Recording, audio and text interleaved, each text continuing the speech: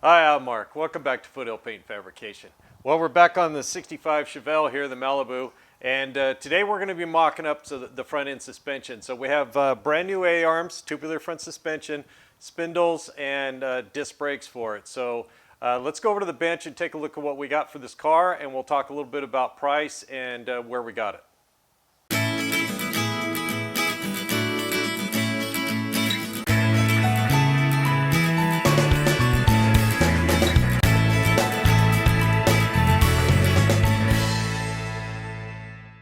Okay, let's start off with the A-arms. So we bought upper and lowers for the car, for the Malibu.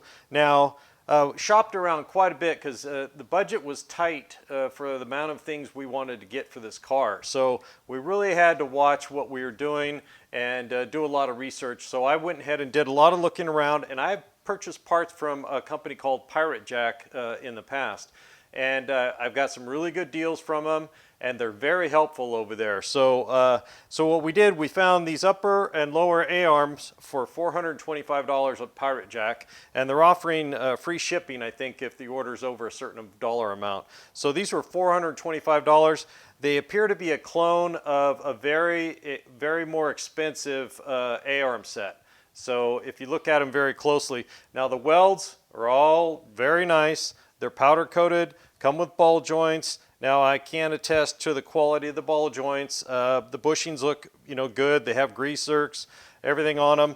Now the lowers, they come with everything: the spring pocket cushion, the bump stop, the sway bar attachment with a heim joint, a lower ball joint, all the bushings with zerks in them. So all in all, the welds and the quality of the work looks really good. But I can't attest to the strength or the tubing. But this is not a road course car. This is just a driver, so we're not too concerned about that. So $425 for a set is really not that much money compared to the high-end ones that are run you $1,500 or whatever. So the next thing we got was a four-wheel disc brake kit from Pirate Jack as well. Now, the good thing about these guys is the disc brake kit came with the rotors, the spindles, all the hardware, a brake booster. I haven't even dug through it. It's got bearings, everything you need to do a conversion on your car. But the kit came with an 11-inch anodized brake booster and just a plain master cylinder. John, the owner, wanted an 8-inch chrome with the chrome master cylinder. So he just gave him a call and said, hey, I'd like to switch this part out for that part, and they were happy to do it. They just kind of have all these parts on the shelf and they put them in the boxes and ship them out. So it's not like it's in one big box and they can't make substitutions. So they were able to help him out. Actually, he saved some money because the 8-inch and the other thing came out a little bit cheaper than the 11-inch with just a standard master cylinder. So that worked out well. Now this kit came with Willwood calipers. Now these are probably on the low end of their calipers. It's a 2-piston caliper, but it's a nice unit. Willwood makes great brakes. So this was a nice little plus on that kit to get these brakes. So on the rear, it runs the Delco Remy style, like off the Cadillac, with the built-in emergency brake lever on it. So those are pretty nice as well. I didn't dig one of those out of the box. We're just working on the front end right now. So also in the brake kit, it came with spindles. Now we ordered the stock height ride spindles. Now the thing about these A-arms is you need to be aware that they will lower the car. Now these are engineered a little differently than the stock ones, and it'll drop the car 1.5 to 2 inches, depending on a few other factors. So if we would have ordered 2-inch drop spindles, which you can, and then put these on here, we'd be looking at a 3.5 inch drop, which would be, certainly not what we could handle here. But the car, we do want to lower the car a little bit. So it's going to be some experimentation. We did a lot of calculations, a lot of measuring on the car before we tore it apart and figure out what the ride height was and what we wanted it to be, and if we could take an 1 or 1.5 inch drop and have the car look the way we want and ride the way we want. So I think it's going to work out. So the last thing, these are 11-inch slotted rotors. They they're pretty nice. I mean, they're not super lightweight units. You know, it's more just like a stock Chevy rotor that's been drilled and slotted. So, but it comes with the races installed. The studs are all pushed in, so it's not like they just ship you a piece of crap and you got to put it together yourself. So it looks fairly stout. I don't see any spots where they look like they balanced it or at all, so not entirely sure, but it's got the specs on how far you can turn it down on the back, so at least they cover the bases there. So all in all, the upper and lower A-arms was $425. The brake kit was $1,600. And so that was actually a really good price. If you priced it all out individually and try to onesie-twosie this thing, you'd probably be over $2,000. So we shopped around. Pirate Jack had the best deal that we could find, and I've worked with those guys in the past. Give them a call. They're nice. I think they're in North Carolina or South Carolina. Super nice guys over there. Most of this stuff is imported from China, just like a lot of the other eBay stuff and everything else. So I think it's quality. I'm going to move the camera in tight real quick here, and we'll take a quick look at all the welds and the quality of this stuff. And so if you guys are interested, it's kind of hard to tell on pictures on a website. And it's funny that these A-arms are sold on a lot of different websites, and they're identical. They look identical. In fact, some of the pictures are identical. So they're all getting them from the same manufacturer in China and just selling them on their site. So let me bring the camera in here real tight and see if we can get some close-up views of this stuff. Okay, let's get a quick close-up view of everything so you guys can see it, just in case you would be interested in buying these things. Now these will go, I think, 64 to 72 GMA body cars. So this will fit, the Chevelles, the GTOs, the Le Manses, all the A-body cars. So you see right down here, the welds all look good. The tubing is bent well. There's no puckers on the back side. They have pretty nice bushings on here. I can't attest for what they're actually made of, but they got grease zerks on them. All in all, the finish looks really well. Flip it over here. It's got the bump stop like I mentioned earlier. You can see where they braced it right in here. So all in all, I think it's done well. The welds where they weld the plate on for the ball joint looks good. Then moving over to the spindle, it looks like a drop forge unit. It doesn't look cast to me. I'd have to check the specs, but it looks fairly well machined. They took care to protect it, so it looks like a pretty good unit. Now moving over to the lower A-arm. So they have more bracing down here on the stress points, and you can see the tubing. It's bent well. The pocket's welded in. Now, getting up in here where it's hard to weld, the welds actually, look pretty darn good for being, up inside there like that. So all in all, I think these are pretty good units. Where the sway bar attachment welds on, the welds could be a little bit nicer, but for $425, you really can't complain. But all in all, these look good. You can see down in here, these welds all look good. The tubing looks clean. I think all in all, for this setup for the money, I think it's a great deal. Now, I've heard some stories where people not liking the ball joints that are supplied with these. If you're going to road course the car or really push it hard, or maybe you're got a real heavy big block or something, you may want to just take those off and chuck them and just pick up some Moog or whatever ball joints you want to run and stick them on there and have that peace of mind. But for a driver, I think these things will work out just fine. Okay, I did a little grinding around here to check some of these welds. If you guys saw the last video, you could tell that they're not the best looking. So we're going to do a little more cleanup on all this, make it look good once it's all painted. But for now, it's good enough. Let's go ahead and get these A-arms on here.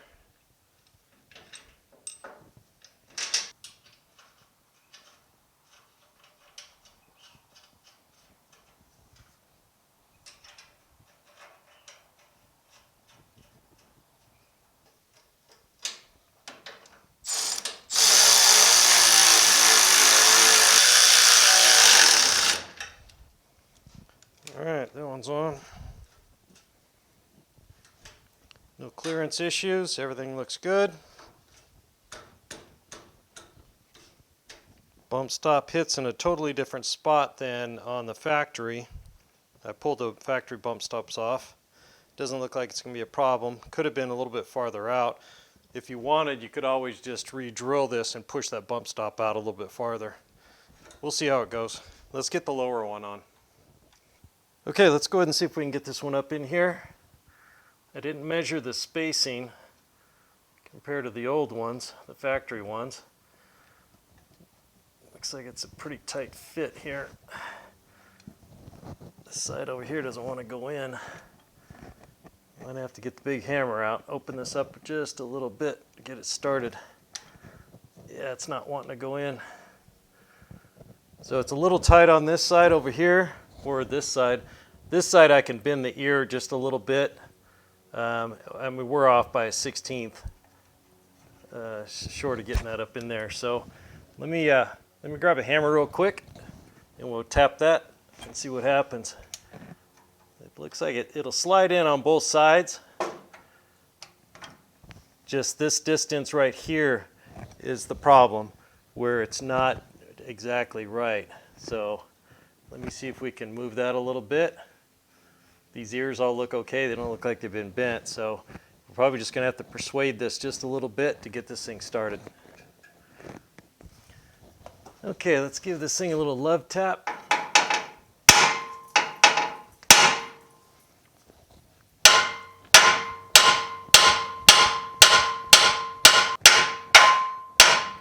All right, that's pretty stout steel, so that ball peen hammer wasn't very big.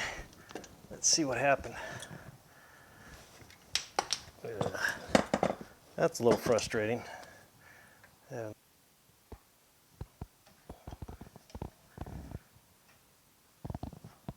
we go.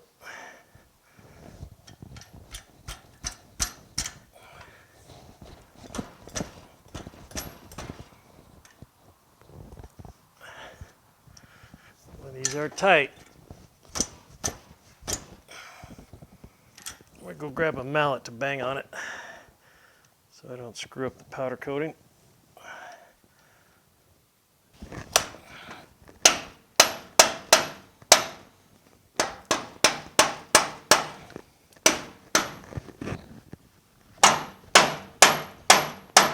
These things are a tight fit.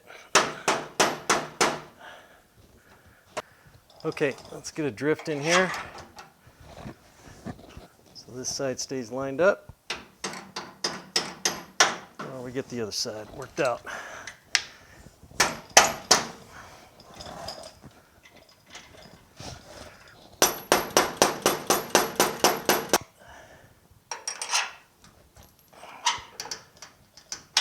Okay, we're lined up. Let's get the bolts in.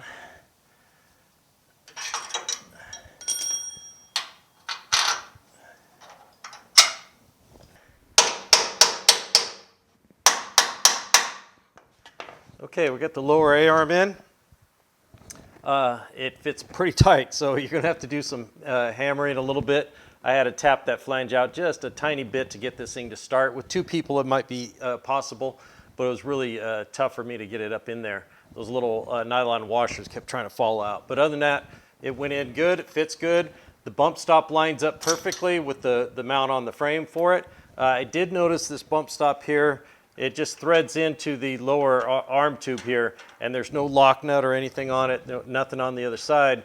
And I mean, really, that could just vibrate loose. So we're going to have to figure out some way to put that in place, maybe put some Loctite on it or something so it doesn't vibrate and just fall out while you're driving. So I'm going to go ahead and get the spindle, and we'll get the hub on, and we'll get a wheel on both sides. Now, I won't be putting the spring in because, frankly, that's a lot of work for nothing because there's no weight, there's no engine and transmission, so we don't know what our ride height would be. But I can use the floor jack to lower the car down to where we think we want it, and then I can take a couple of measurements and have an idea of what we want. So when we get the engine and transmission back in and start putting this back together for real, then we're going to know about where we want to hit. Now the springs, since this is going to drop the car a little bit, the springs may be too short. They may be too long. I'm not entirely sure yet. Those springs look like the reproduction, so they're not factory springs. So we may need to get a little bit longer springs or springs for our big block car to get it to ride a little bit higher. But we'll figure all that out later. There's no way to know until you actually get the thing put back together with all its weight on it, and then we're going to have to make those adjustments. So let me grab those parts, and we'll get them on here. Okay, let's get the spindle on. Actually, let's hang it from the top first.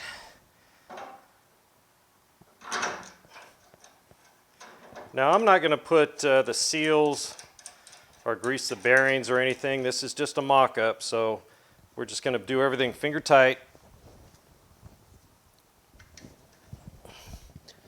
We're just going to kind of put this together and make sure we don't see any problems. And the good thing about doing this without the spring in, I can raise and lower the jack and look for tire clearance problems, a lot of other stuff. So it's not a bad idea to do this. Now, we can see we got, travel right there. So with the shocks off and the spring out, this is actually going to be pretty easy. So the rotors come with the bearing seats already in.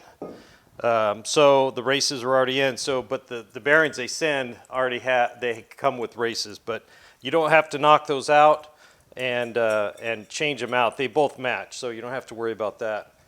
Let's go ahead and slide this on. It's kind of weird doing it without a seal in there holding the bearing. That to slide on there. There we go. All right, let's put this up on. Get the other bearing.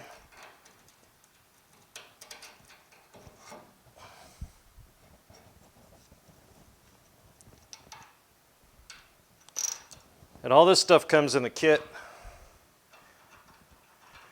just like all those other guys you see out there advertising this stuff. So it's pretty comprehensive on what they send you.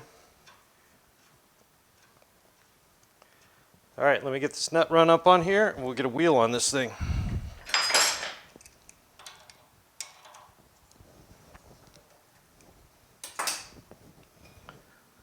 Okay, so it's just on snug. It looks pretty good already. Let's get a wheel on here and get the other side done and get the floor jack underneath it and lower it down. All right, let's get the wheel back on, huh?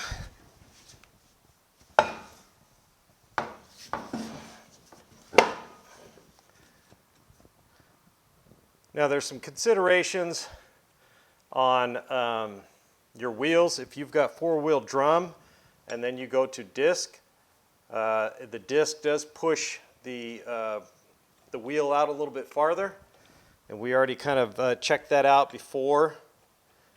I'm pretty sure that the disc brake system pushes out a little bit and the drum brake system is inboard a little bit more. So it's just something to consider. If you have nice rims and you're switching from drums to disc, you have super close clearance already. You may need to kind of recalculate everything to make sure your expensive rims are going to work if you go to discs. I'm going to get those snugged up a little bit. We're going to get the other side down, and let's lower this thing to the ground a little bit and see how it looks. Okay, let's lower this thing down. I got both sides on. Let's see how she looks. Get off the bump stops here.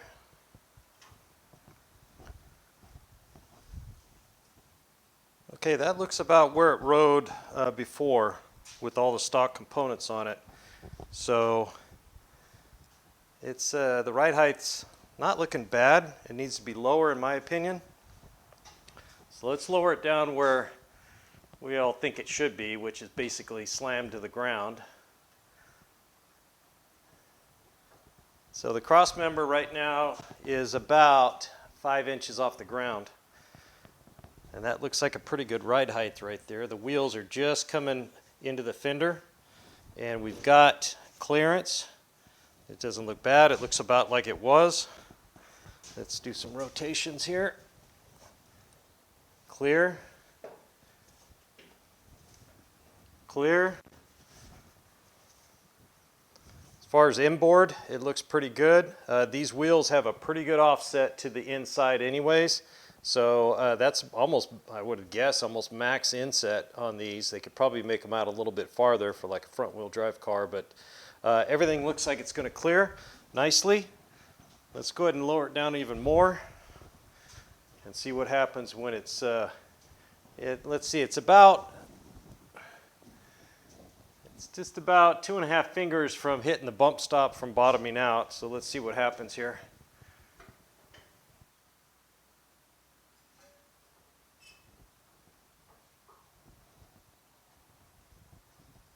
Okay, that looks pretty good. Now the jack is all the way down, and we are about 1 inch off the bump stop right here, and the cross member looks to be about 4 1/4 off the ground.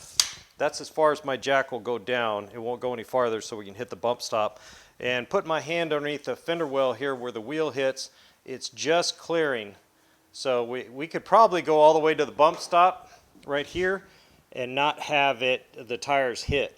But I think what we're going to do is we're going to put a stack of washers, or I'll make something up, and we'll get this bump stop kicked up a little bit, because we want it to hit the bump stops. We don't want the tires to hit. So I'll come up with something. We'll make a nice little block or something and get on there, and then thread this down onto it. And so we tighten up that bump stop location there a little bit, and then we'll lock that down with a couple of nuts or something to get that locked in place so it doesn't move. But all in all, I'm pretty happy the way it looks.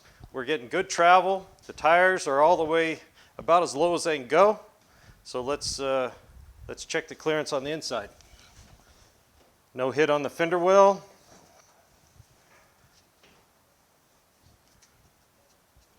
And no hit on the fender well right there. So that's really, I'd say that's about the safe spot where that's about as low as this car can go to the ground.